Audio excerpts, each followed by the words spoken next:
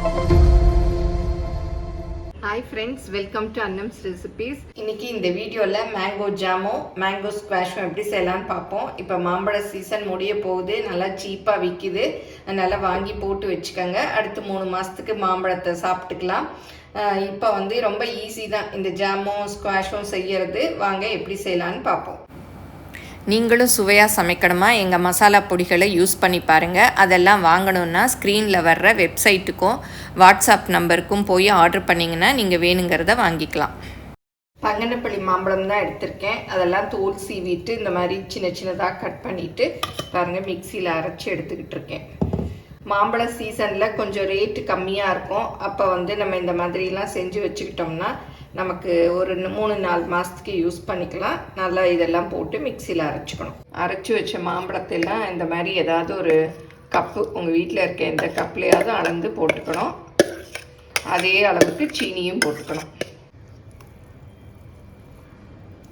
எந்த கப்பில் எடுக்கிறோமோ அதே கப்பில் சீனியும் எடுத்துக்கணும். நான் ஏற்கனவே டீட்டெயிலாக ரெசிபிஸ் போட்டிருக்கேன். இப்போ சும்மா செய்யறச்சு உங்களுக்கு காமிப்பமேன்னு எடுத்துகிட்ருக்கேன். இதே மாதிரி மாம்பழம் எத்தனை கப்பு போட்டோமோ அத்தனை கப்பு சீனி போட்டுக்கணும். எலுமிச்சம்பழம் 2 எலுமிச்சம்பழம் புளிஞ்சிருக்கேன். அந்த ஜூஸை ஊற்றிக்கலாம். இது ஊற்றினா தான் அந்த சீனிலாம் அப்படி மிட்டாய் மாதிரி ஆகாமல் இருக்கும். எவ்வளோ மாம்பழம் போடுறீங்களோ அதுக்கு ஏற்ற மாதிரி எலுமிச்சம்பழம் போட்டுக்கணும்.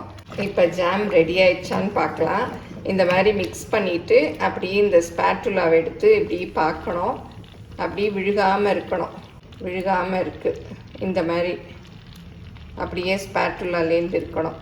அப்படி இருந்தால் தான் உங்களுக்கு ப்ரெட்டில் ஸ்ப்ரெட் பண்ண வரும். ரொம்ப முருகி போயிடுச்சுன்னா அப்புறம் மிட்டாய் மாதிரி ஆகிடும். இது சூடில் ஆற ஆற இன்னும் கொஞ்சம் இருக்கும். இந்த மாதிரி நின்றுதுன்னா ஜாம் ரெடி ஆயிடுச்சுன்னு அர்த்தம். இப்போ தட்டில் ஒரு சொட்டு விட்டு பார்க்கணும். பாருங்கள் ஓடாமல் அப்படியே நிற்குது.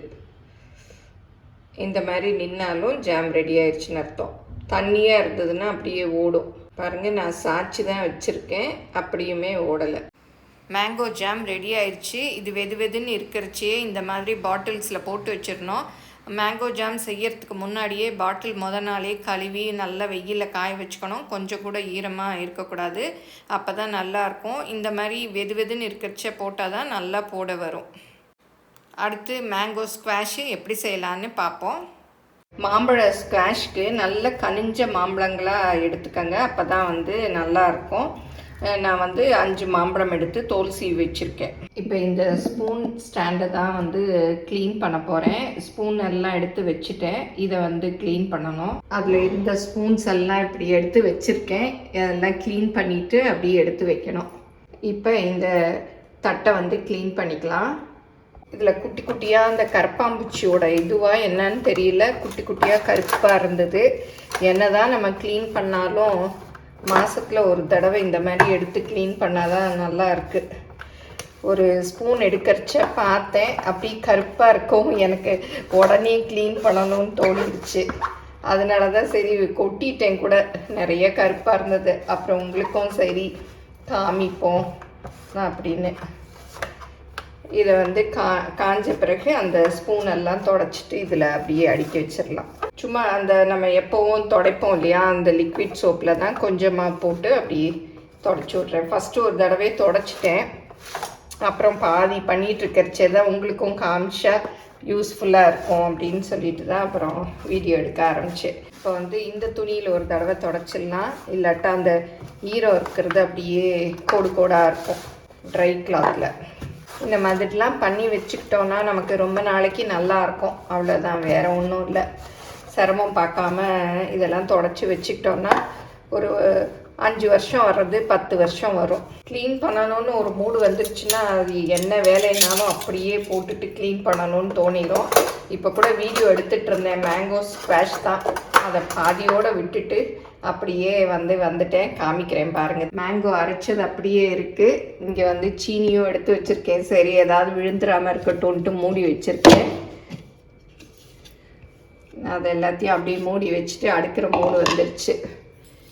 லெமன் எடுத்து வச்சுருக்கேன். இதெல்லாம் அடுக்கி முடிச்சுட்டு அதை சரி பண்ணிக்கலாம் அப்படின்னு சொல்லிட்டு இதை எடுத்து அப்படியே க்ளீன் பண்ண ஆரம்பிச்சிட்டேன். நம்ம சப்ஸ்கிரைபர் ஒருத்தங்க கூட சொன்னாங்க, இந்த மாதிரி இதில் எல்லாம் கரப்பாம்பூச்சி வராமல் இருக்கிறதுக்கு ஓமத்தை கொஞ்சம் போட்டுட்டு அது மேலே பேப்பர் போட்டோ இல்லை ஏதோ வச்சு அடுக்கணுன்னா வராதுன்னு ட்ரை பண்ணி தான் பார்க்கணும். குட்டி பாய்ச்சி தாங்க இருக்குது, அது என்ன பண்ணுறதுன்னே தெரியல. எவ்வளோ க்ளீனாக இருந்தாலுமே வந்துடுது. இப்போ எல்லா கரண்டியும் நல்லா தொடச்சிட்டு அடுக்கி வச்சாச்சு. இது அப்படியே அந்த இதில் கொண்டே ஃபிக்ஸ் பண்ண வேண்டியதுதான்.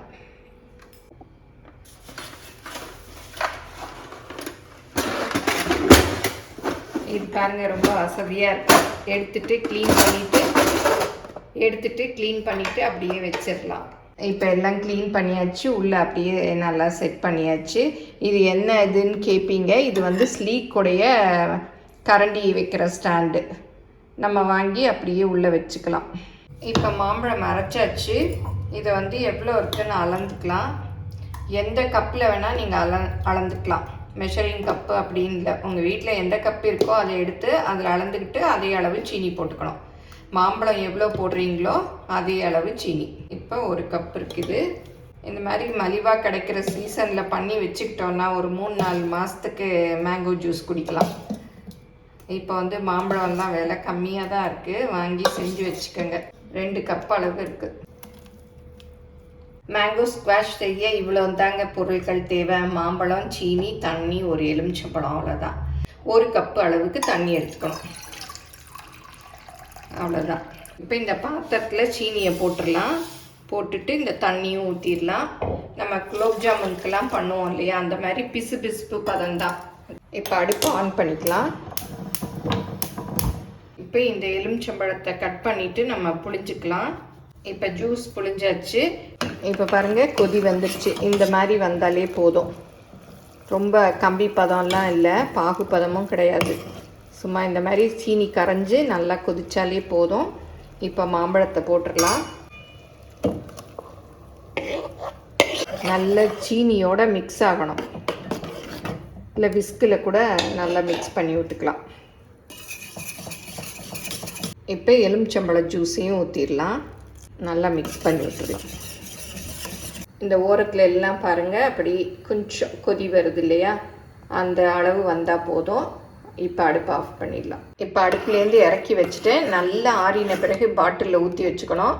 இப்போ ஸ்குவாஷ் செய்ய போகிறோன்னா முதல் நாளே பாட்டிலெலாம் கழுவி நல்லா வெயிலில் காய வச்சு வச்சுக்கிட்டோம்னா டக்குன்னு வந்து நம்ம ஊற்றிக்கலாம்.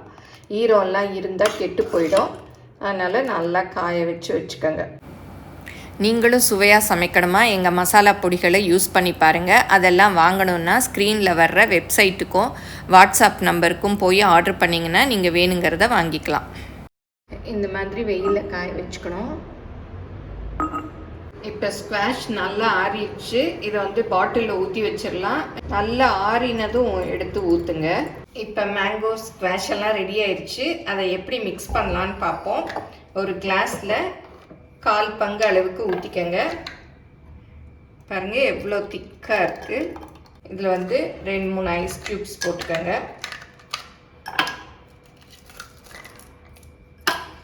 அப்புறம் 3/4 பங்கு தண்ணி. நல்லா மிக்ஸ் பண்ணி விட்டுருங்க. நம்மளுடைய மேங்கோ ஜூஸ் ரெடி ஆயிடுச்சு. நல்லா மிக்ஸ் பண்ணி விட்டுருங்க. அது திக்காக இருக்கு இல்லையா, அதனால் நல்லா மிக்ஸ் ஆகும். அவ்வளோதான். இப்போ ஜாமும் ஸ்குவாஷும் ரெடி ஆயிடுச்சு. ஜாம் பாருங்கள் நல்லா ஆறின பிறகு மூடுங்க. சூடாக இருக்கச்சு மூடக்கூடாது. நல்லா செட் ஆயிடுச்சு பாருங்கள்.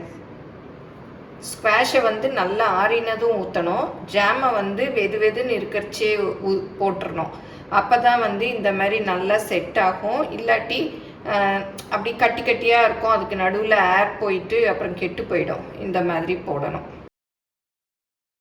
எனக்கு 3 பாட்டில் ஜாம் கிடச்சிது. 2 பெரிய பாட்டிலில் வச்சுட்டு சின்ன பாட்டிலில் வச்சுருக்கேன். இந்த மாதிரி சின்ன பாட்டிலில் வச்சுட்டா நமக்கு வந்து யூஸ் பண்ணுறதுக்கு ஈஸியாக இருக்கும்.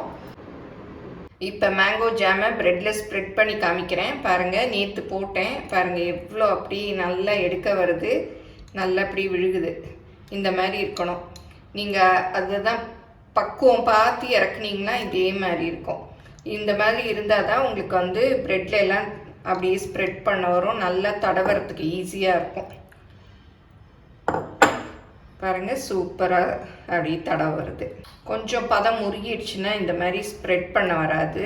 இப்போ பார்த்தீங்களா எவ்வளோ சிம்பிளாக ஜாமோ ஸ்குவாஷோ செஞ்சோம். எல்லாம் தேவையான வீட்டில் இருக்கக்கூடிய பொருள் தான். மாம்பழம், சீனி, எலுமிச்சம்பழம், அவ்வளோதான். நான் வந்து ஒயிட் சுகர் போட்டேன். நீங்கள் வேணும்னா ப்ரௌன் சுகர் போட்டுக்கலாம், நாட்டு சக்கரை போட்டுக்கலாம், எது வேணாலும் போட்டுக்கலாம். பாருங்கள் எவ்வளோ ஈஸியாக மேங்கோ ஜாம் செஞ்சிட்டோம், ஸ்குவாஷும் செஞ்சிட்டோம். இதில் நம்ம எந்த ப்ரிசர்வேட்டிவும் ஆட் பண்ணலை, உடம்புக்கு ரொம்ப நல்லது. இதை வந்து வெளியில் வச்சு யூஸ் பண்ணிக்கலாம். ஒரு வாரம் வரைக்கும் வெளியில் வச்சுக்கலாம். அப்புறம் நீங்கள் ஃப்ரிட்ஜில் வச்சுட்டு தீர்ற வரைக்கும் யூஸ் பண்ணிக்கலாம். ரொம்ப நாளைக்கு இருக்காது. ரொம்ப டேஸ்டியாக இருக்கிறதுனால சீக்கிரமே தீந்துடும். எல்லோரும் செஞ்சு பாருங்கள். எப்படி வந்ததுன்னு உங்கள் கமெண்ட்ஸை சொல்லுங்கள். பிடிச்சிருந்தால் லைக் பண்ணுங்கள். எங்கள் சேனலை மறக்காமல் சப்ஸ்கிரைப் பண்ணுங்கள். ஃபேஸ்புக், இன்ஸ்டாகிராமில் அன்னம்ஸ் ரெசிபீஸை ஃபாலோ பண்ணுங்கள். தேங்க்யூ.